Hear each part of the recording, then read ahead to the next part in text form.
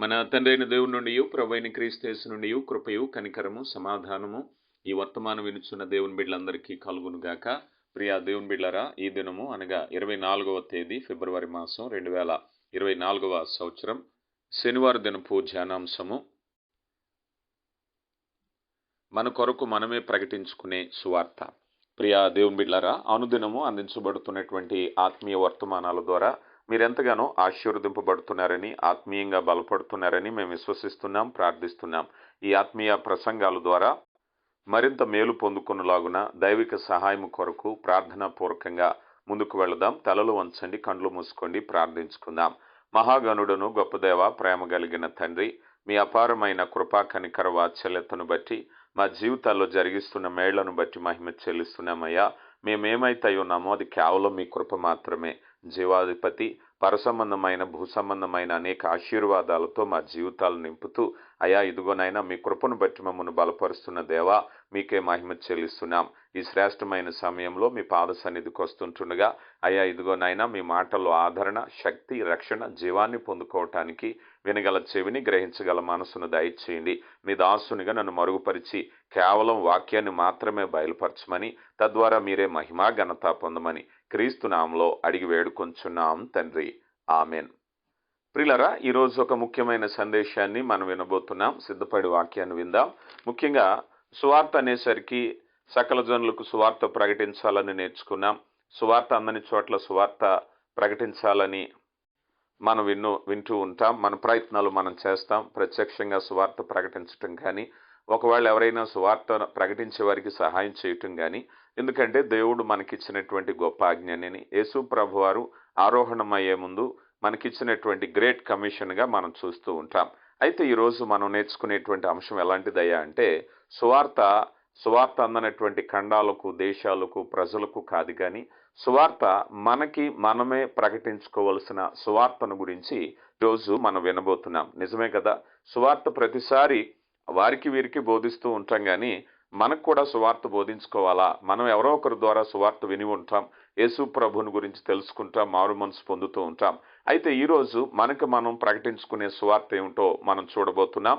మత్తయి సువార్త 16వ అధ్యాయంలోనికి వచ్చినట్లయితే మూలవాక్యాన్ని మనం చదువుకుందాం. మత్తయి సువార్త 16వ అధ్యాయము 13 నుంచి నేను చదువుతున్నాను, దయచేసి గమనించండి. యేసు ఫిలిప్పుదైన కైసరియా ప్రాంతమునకు వచ్చి, మనుషు కుమారుడు ఎవరని జనులు చెప్పుకొనుచున్నారని తన శిష్యులతో అడగగా, వారు కొందరు బాప్తిసమిచ్చి యోహాననియు, కొందరు ఏలియానియు, మరికొందరు ఇర్మియానియు లేక ప్రవక్తలలో ఒకడనియు చెప్పుకొనుచున్నారని. అందుకు మీరైతే నేను ఎవరని చెప్పుకొనుచున్నానని వారిని అడిగాను. అందుకు సీమోను పేతురు, నీవు సజీవుడగు దేవుని కుమారుడు అయిన క్రీస్తు అని చెప్పాను. అందుకు యేసు, సీమోను బరయోనా, నీవు ధన్యుడు, పరలోకమందున్న నా తండ్రి ఈ సంగతి నీకు బయలుపరిచితేనే గాని నరులు నీకు బయలుపరచలేదు. మరియు నీవు పేతురువు, ఈ బండ మీద నా సంఘము కట్టుదును, పాతాళలోక ద్వారములు దాని ఎదుట నిలువనేరవని నేను మీతో చెప్పుచున్నానని. ప్రియులారా, ఇక్కడ మనం చూసినప్పుడు యేసు ప్రభువారు తనతో ఉండేటటువంటి వారికి ఒక ప్రశ్న సంధించారు.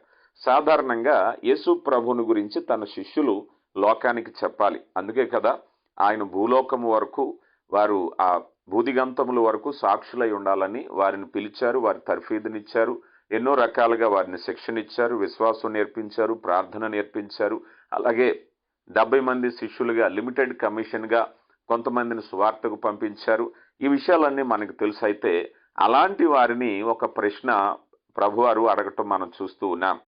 అలాంటి ప్రశ్నలో ఇప్పుడు మొదటి ప్రశ్న ఏమిటంటే, సువార్త అనగా క్రీస్తుని గురించి ప్రకటించుట. ఇక్కడ యేసు ప్రభు దగ్గర శిష్యులు ఉన్నారు. అయ్యా, మీరు లోకానికి సువార్తను గురించి చెప్పాలి కదా, లోకానికి ప్రభు ఎవరో చెప్పాలి గనక అసలు మీరు ఏమని తెలుసుకున్నారు? ఈరోజు మనకు ఇవ్వబడినటువంటి ప్రశ్న అదే. మనల్ని మనం ప్రశ్నించుకోవటం అని అంటే, మనం క్రీస్తు ప్రభు ఎవరని మనం తెలుసుకున్నాం, లోకానికి మనం చెప్పాలంటే మనకి ఏం తెలుసు? ఇప్పుడు సాధారణంగా మనం చూస్తూ ఉంటాం, వైద్య రంగానికి పెద్ద పెద్ద చదువులు చదివినటువంటి వారికి ఒక వైద్యునే తీసుకుందాం. వైద్య వృత్తికి వెళ్ళేటప్పుడు అతనికి అన్ని పరీక్షలు ఎందుకు, లేకపోతే అన్ని ఇంటర్వ్యూస్ ఎందుకు, అన్ని టెస్టులు ఎందుకని అంటే, నువ్వేమి నేర్చుకున్నావు? ఇప్పుడు ఎవరికైనా ఆపరేషన్ చేయాలి, వైద్యం చేయాలి, ఒక శరీరంలోనికి రసాయనాలు పంపాలంటే నీకు పూర్తి అవగాహన ఉందా? ఒక ప్రశ్న. ఈ ప్రశ్నకు సమాధానం అంటే వైద్యులకు ప్రశ్న అనే మాటను మనం ఎలా చెప్పొచ్చు? వారికి అవసరమైనటువంటి తర్ఫీదు, వారికి అవసరమైనటువంటి ఎంట్రన్స్ టెస్టులు, పరీక్షలు, ఇంటర్వ్యూలు అన్నిటినీ కూడా నిర్దేశించిన పిమ్మట వారు ఆ రంగానికి వదలటం జరుగుతుంది. ఒకవేళ గనక అరాకొర అవగాహనతో, ఒకవేళ మనం కొన్నిసార్లు చూస్తూ ఉంటాం, వారు డాక్టరే కాదు ఎక్కడో లంచంతో ఏదో ఒక సర్టిఫికేట్ ఏదో క్రియేట్ చేసి వాళ్ళు మొదలు పెట్టారే అని అనుకుందాం. అనుకుంటే దానివల్ల ఎంత నష్టం జరుగుతుంది? ఆ వ్యవహారం తనకు తెలియకుండా ఆ పని నిర్వర్తించకూడదనేటువంటిది మనకు ఒక అవగాహన ఉంది. అలాగే ఇక్కడ మనం చూసేటప్పుడు సువార్తను గురించి, ఒకవేళ సువార్త విషయంలో కూడా మొదటగా మనకు అందిన సువార్త, మనం బోధించుకున్న సువార్త, మనకు అంగీకరింపబడిన సువార్త ఏదైతే ఉందో అది లోకానికి చెప్పాలి. ఇక్కడ ప్రభువారు అదే ఆ శిష్యులను పిలిచి, అయ్యా మీరు బూదిగంతముల వరకు సువార్త ప్రకటించవలసిన వారు కదా, ఇప్పుడు మొదటగా నా గురించి మీరు ఏమనుకుంటున్నారో చెప్పండి అని అడిగినప్పుడు వారు చెప్పినటువంటి జవాబు గనక మనం చూసినట్లయితే, కొంతమంది ఏమన్నారయ్యా అన్నట్లయితే, అయ్యా కొంతమంది యోహాను బాప్తిస్మిచ్చి యోహాన్ అనుకుంటున్నారు, కొంతమంది ఏలియాను అనుకుంటున్నారు, కొంతమంది ఇర్మియా అని అనుకుంటున్నారు, లేదా కొంతమంది ప్రవక్తల్లో ఎవరో ఒకరని చెప్పుకుంటున్నారయ్యా. అప్పుడు అసలైన ప్రశ్న అడుగుతున్నారు ప్రభువారు, సరే లోకంలో వాళ్ళు ఏమనుకున్నా పర్వాలేదు కానీ మీరు సువార్త చెప్పవలసిన వారుగా మీరేమనుకుంటున్నారు నా గురించి అని అంటే, అక్కడ మొట్టమొదటిగా ఇక్కడ చూసినప్పుడు పేతురు గారు అంటున్నారు కదా, నీవు సజీవుడగు దేవుని కుమారుడు అయిన క్రీస్తు అభిషక్తుడు అని నేను నమ్ముచున్నాను అని చెప్పారు. ఆ మాట ప్రభువారికి ఎంత నచ్చిందంటే, పేతురా ఇదిగో నువ్వు చెప్పిన ఆ మాట మీద, నీ విశ్వాసం మీద, ఆ బండ మీద ఇదిగో సంఘమును కట్టుదును, పాతాళ లోక ద్వారములు దాని ఎదుట నిలువనేరవని నేను నీతో చెప్పుచున్నాను. పరలోక రాజ్యపు తాళపు చెవులు నీకిచ్చేదను. ఇదేనయ్యా సువార్త, ఈ తాళం చేతులే నీకిచ్చేదను. పేతురు గారు ఆ తాళం చేతులను మొట్టమొదటి సువార్త ప్రసంగమైన అపోస్తుల కార్యగ్రంథము 2వ అధ్యాయములో వారు ఆ సువార్త ప్రకటన చేశారు. అప్పుడు సుమారుగా 3,000 మంది రక్షణ పొందినట్టుగా మనం చూస్తూ ఉన్నాం. నీవు భూలోకంలో దేని బంధించదవో అది పరలోకమందు బంధింపబడును, భూలోకమందు దేనిని విప్పెదవో అది పరలోకమందు విప్పబడునని ఆయనతో చెప్పాను. కనుక సువార్త అనేటువంటిది ఏ హృదయపు తాళపు చెవిని తెరుస్తుందో, అపోస్తుల కార్యగ్రంథం 2వ అధ్యాయములో ఈ యొక్క సువర్తమానం వినటువంటి వారు భక్తిగల యూదులు, వారి హృదయములో పొడవబడిన వారై, అనగా ఆ తాళముతో హృదయాలు తెరవబడ్డాయి. ఈ సువార్త వల్ల ఏ హృదయము తెరవబడుతుందో, ఏ హృదయము దున్నబడుతుందో, ఏ హృదయము మార్పు చెందుతుందో పరలోక తాళపులు అక్కడ తెరవబడతాయి. ఇక్కడికి సువార్త లోబడినటువంటి వారికి అక్కడ పరలోకంలో ప్రవేశం ఉంటుంది. అదే మాట చెప్తున్నారు. అందుకని ఈ యొక్క పరలోకపు రాజ్యపు తాళపు చెవులు అనగా సువార్త ద్వారా ఏ హృదయము మార్పు చెందుతుందో పరలోక ద్వారాలు తెరవబడతాయి అనేటువంటిది ఇక్కడ ప్రభువారు చెప్తూ ఉన్నారు.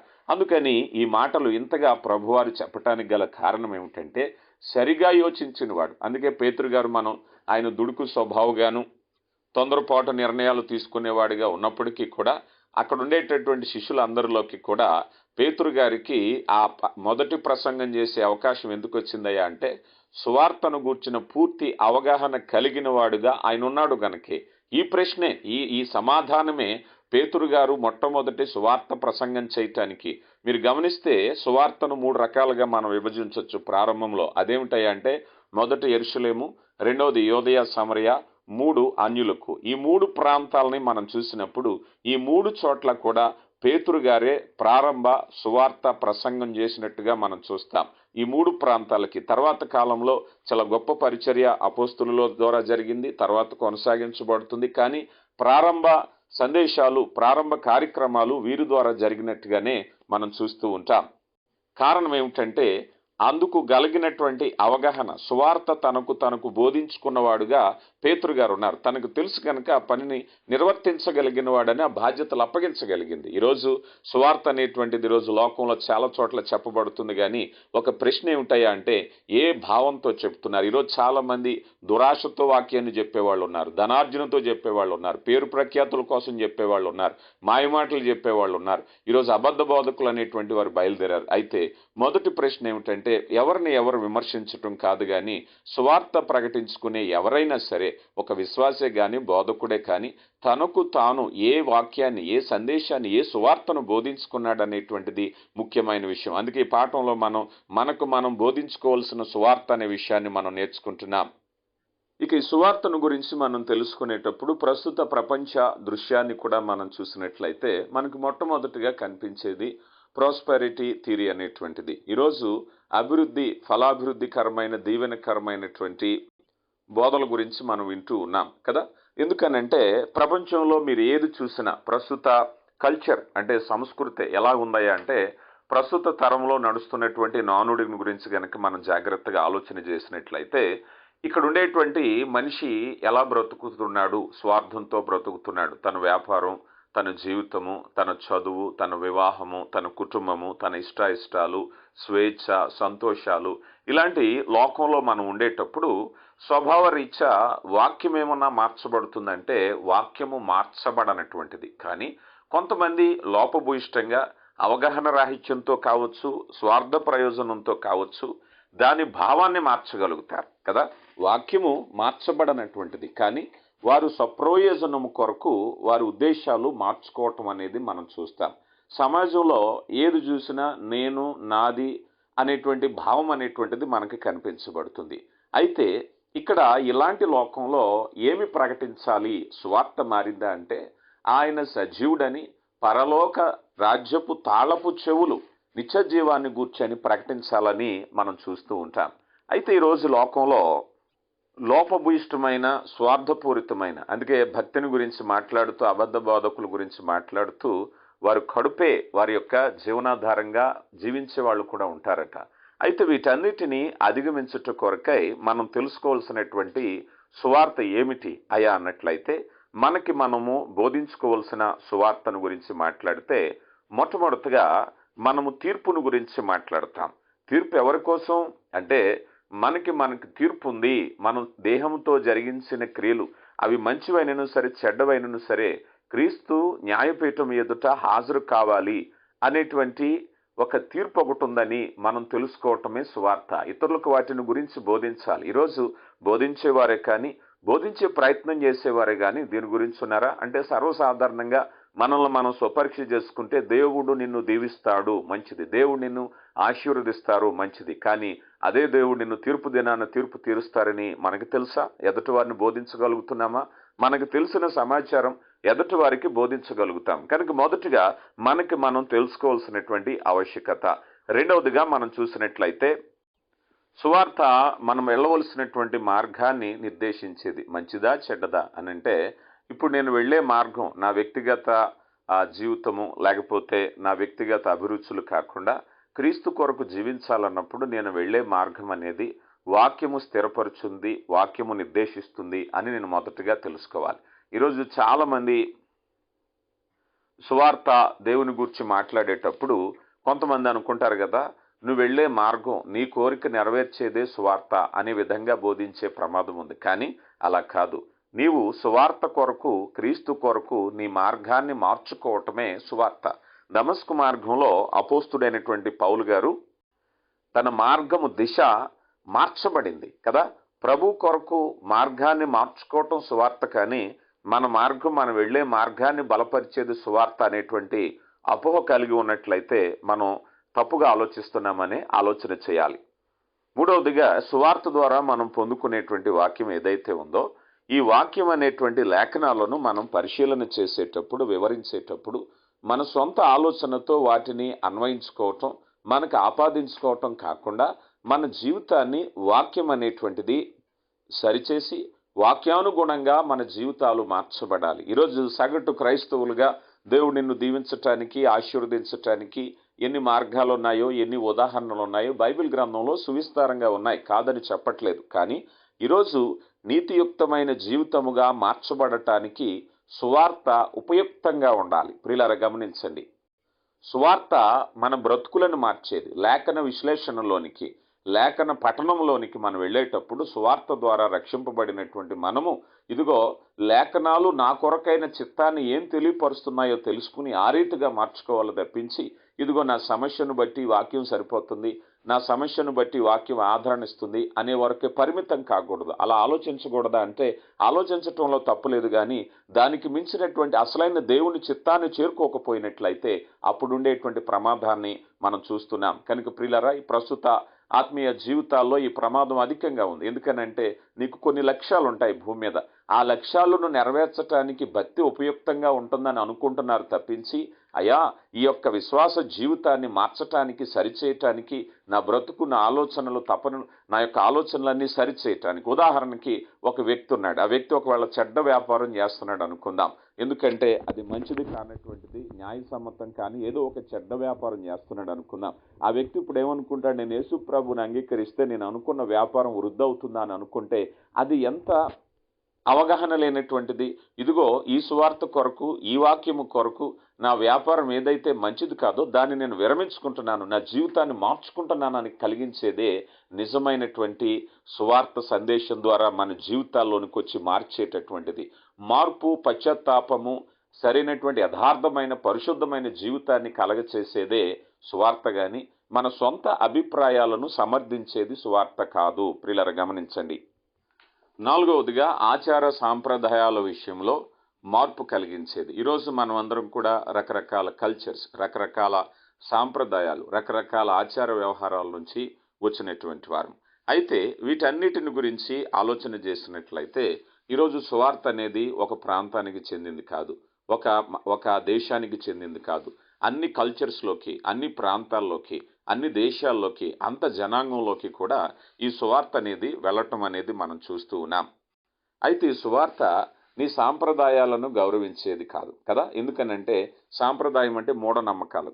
క్షమించాలి, సాంప్రదాయం అనే మాట ఒకవేళ సమాజంలో జీవన విధానం, ఆహారపు అలవాట్లు, వస్త్రధారణ గురించి కాదు కానీ ఇక్కడ ముఖ్యంగా ఒకవేళ మూఢనమ్మకాలే కానీ మరొకటే కానీ ఏది ఉన్నప్పటికీ కూడా దేవుని వాక్యం అనేటువంటిది ఏ కల్చర్, ఏ యొక్క సంస్కృతిలో నువ్వు ఉన్నప్పటికీ మార్చబడాలి అనే విధంగా తెలియపరిచింది. కొంతమంది మనం చూస్తూ ఉంటాం, మేము యేసు ప్రభువుని అంగీకరిస్తాం కానీ ఈ పనులు మేము విడిచిపెట్టమంటారు. కానీ ఈ ఉన్నటువంటి కల్చర్స్ ఏవైతే ఉన్నాయో, సాంప్రదాయాలు, ఆచారాలు, మరొకటి ఏవైతే ఉన్నాయో వాటికి అతీతమైనటువంటిదిగా సువార్త ఉండాలి. మార్పు కొరకు చాలామంది ఈరోజు సమాజంలో అయ్యో ఇదిగో మేము క్రీస్తు ప్రభులోకి వెళితే మా ఆచారాలు, మా సంప్రదాయాలు విడిచిపెట్టాలి అంటే ఖచ్చితంగా సువార్త నిర్మోహమాటంగా మార్చబడాలి అనే బోధిస్తుంది.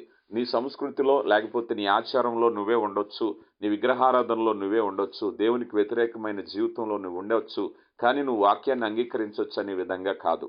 ఈ ఆచారాలు కూడా కొన్నిసార్లు కొన్ని మంచివి ఉండేటువంటివి మనం చూస్తూ ఉంటాం, కొన్ని చెడ్డ ఉండేటువంటివి చూస్తూ ఉంటాం.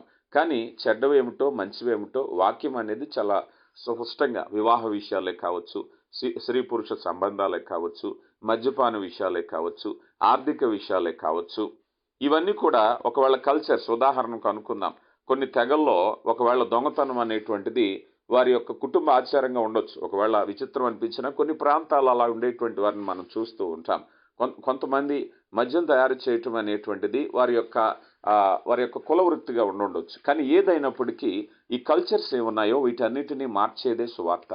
లేదండి ఇందులోనే ఉంటాం, మేము యేసు ప్రభువుని అంగీకరిస్తాము అంటే ఇది మార్చలేని నీ జీవితాన్ని, నీ వృత్తిని ఏదైతే వ్యతిరేకమైందో అది మార్చలేనప్పుడు సువార్త ప్రభావం ఏమి నీ మీద పనిచేస్తుంది? సువార్త ప్రభావం అనేటువంటిది నువ్వేదైతే దేవునికి వ్యతిరేకమైనటువంటి వాటిలో ఉందో అది మార్చబడాలనేటువంటిది స్పష్టం. నువ్వే విధమైన వృత్తి కానీ, ఏ విధమైనటువంటి జీవనోపాధి కానీ ఏదైనా అది ప్రభు చిత్తానికి వ్యతిరేకమైనట్టయితే అది ఖచ్చితంగా మార్చగలిగిందే సువార్త.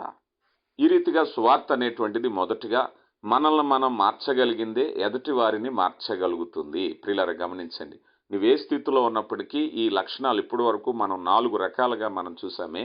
ఈ 4 రకాలు మనం బోధించుకున్న తర్వాత ఎదుటి వారికి చెప్పగలిగిందే సువార్త అనేటువంటిది జాగ్రత్తగా ఆలోచన చేయాలి. చాలామంది వీటిని గురించి ఆలోచించకుండా ఏదో మన అవసరాలను, మన మార్గాలను, మన ఆలోచనలను బలపరిచేదే దేవుని మార్గం అనుకుంటారు. అలా కాదు. దేవుని మార్గంలో నిన్ను నడిపించేది సువార్త. ఒకవేళ అవసరమైతే నీ మార్గం మార్చబడాలి, నీ యొక్క తలంపులు మార్చబడాలి, పశ్చాత్తాపపడాలి, నూతన సృష్టిగా మార్చబడాలి. ఇంతకు ముందున్న మార్గంలోనే ఉంటాను, నేను క్రీస్తుని అంగీకరిస్తాను అంటే నూతన సృష్టిగా మార్చబడకపోతే సువార్త చేసే కార్యం ఏమిటి చెప్పండి? ఒక మాటలో చెప్పాలి అంటే సువార్త ప్రభావం ఎలాంటిది అంటే సామెతల గ్రంథం 3వ అధ్యాయం 5వ వచనంలో మనం వింటాం కదా, నీ స్వబుద్ధిని ఆధారము చేసుకొనక నీ పూర్ణ హృదయంతో యెహోవా యందు నమ్మిక ఉంచుము, నీ ప్రవర్తన అంతటి యందు ఆయనను అధికారముగా ఒప్పుకొనుము, అప్పుడు నీ త్రోవలను సరళము చేయును అన్నారు. పరలోక రాజ్య మార్గాలు సరళం చేయబడాలి అంటే పేతురుకి ఇస్తానన్నటువంటి తాళాలు తెరవబడి మార్గం సరళం చేయబడాలి అంటే మన స్వబుద్ధిని ఆధారం చేసుకోకూడదు. ఈరోజు చాలా మంది స్వబుద్ధిని ఆధారం చేసుకుని నువ్వు ఇలా జీవించినా నువ్వు ఇలా ఉన్నా పర్వాలేదు కానీ క్రీస్తుని అంగీకరించాలి అంటారు. కాదు కాదు. ఎందుకంటే ఇక్కడ 2 విషయాలు 5, 6 వచనాల్లో నీ స్వబుద్ధిని ఆధారం చేసుకోక యెహోవా యందు నమ్మిక ఉంచాలి. రెండోది నీ ప్రవర్తన అంతటి యందు ఆయన అధికారిగా ఒప్పుకోవాలి. ప్రియులారా గమనించండి. ఈ రీతిగా మన జీవితాల్లో సువార్త అనేటువంటిది ఆయన మీద ఆధారపడేలాగా, ఆయన యందు నమ్మిక ఉంచేలాగా, ఆయన అధికారాన్ని అంగీకరించేలాగా చేసేటటువంటిదే సువార్త కార్యం. కనుక ప్రియులారా మన జీవితాలు నూతన సృష్టిగా మార్చబడాలి అనేది సువార్త ప్రకటిస్తుంది. ఈ విధంగా ఎప్పుడైతే మనకు మనం సువార్తను బోధించుకుంటున్నామో, సామాన్యులే కానీ, సువార్త పనిలో ఉన్నవారే కానీ, బోధకులే కానీ, దైవజనులే కానీ, ఎప్పుడైతే మనకు మనం సువార్తను బోధించుకుంటామో ఎదుటి వారికి ప్రకటించగలుగుతాం. కనుక మొదటిగా సువార్త అనేటువంటిది మనకు మనం బోధించుకోవాల్సిన సువార్తగా ఉండాలని ఈ పాఠ్యాంశం ద్వారా తెలుసుకుంటున్నాం. రేపటి దినాన ఈ అంశాల గురించి మరింత వివరంగా తెలుసుకుందాం. వాక్యాన్ని వినండి, అనేకులకు పంచండి.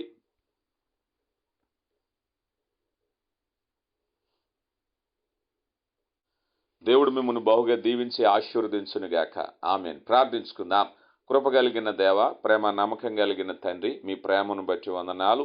విత్తబడిన వాక్యాన్ని మా హృదయాల్లో స్థిరపరిచారు. అయా మహిమగల తండ్రి, వినటువంటి వర్తమానం మా హృదయాల్లో పదిలపరచండి. అవునైనా సువార్తను మాకు మేము ప్రకటించుకోగలిగిన సువార్తగా ఉండాలి. వినేటువంటి వాక్యాన్ని అనేకులు వినటానికి కృప దయచేయండి. విని విడిచిపెట్టకుండా గైకొని జీవించటానికి కృప దయచేయండి. సువార్త విలువలు అయా మేము ఎరిగిన వారిగా ఆ రీతిగా జీవించటానికి కృప దయచేయండి. వాక్యము నాయన అనేకులు చేరటానికి కృప దయచేసి ఈ వర్తమాన కార్యక్రమం ద్వారా కేవలం మీరు మాత్రమే మహిమ ఘనత పొందమని క్రీస్తు నామములో అడిగి వేడుకొనుచున్నాము తండ్రి. ఆమేన్.